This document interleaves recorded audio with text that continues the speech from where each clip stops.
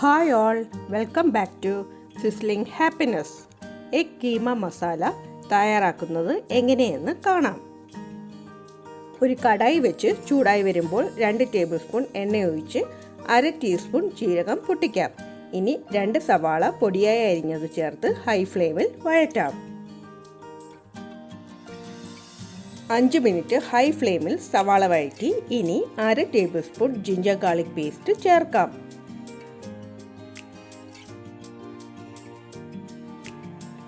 ഇഞ്ചി വെളുത്തുള്ളി പേസ്റ്റ് മൂത്ത് സവാള ലൈറ്റ് ബ്രൗൺ നിറമായി വരുമ്പോൾ 2 തക്കാളി പൊടിയായി അരിഞ്ഞത് ചേർത്ത് കൊടുക്കാം.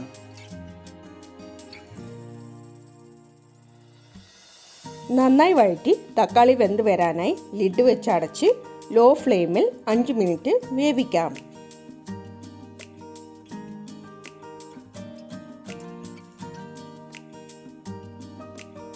അഞ്ച് മിനിറ്റ് ആയപ്പോൾ തക്കാളി വെന്ത് ഉടഞ്ഞു വന്നിട്ടുണ്ട്. ഇനി പൊടികൾ ചേർക്കാം.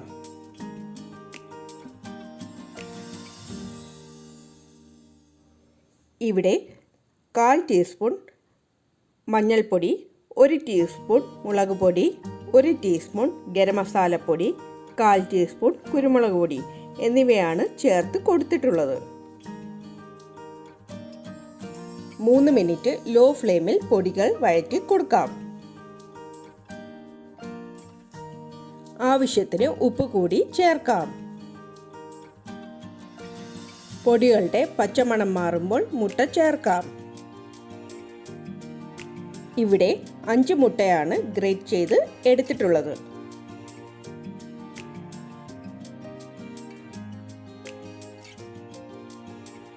ഇനി മുട്ടയും മസാലയും നന്നായി മിക്സ് ചെയ്ത് 1 കപ്പ് ചൂടുവെള്ളം ചേർക്കാം.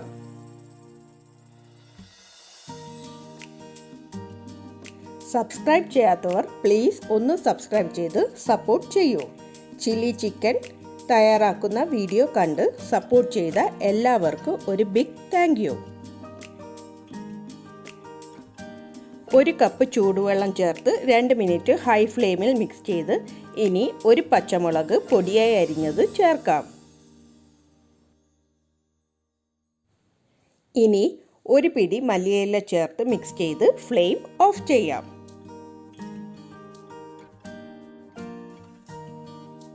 ഇപ്പോൾ എഗ് കീമ മസാല തയ്യാറായി. ചപ്പാത്തി, ചോറ് എന്നിവയുടെ കൂടെ നല്ലൊരു കോമ്പിനേഷനാണ് egg keema masala.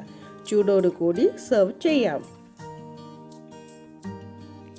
Egg keema masala recipe ഇഷ്ടമായെങ്കിൽ please like, share and comment.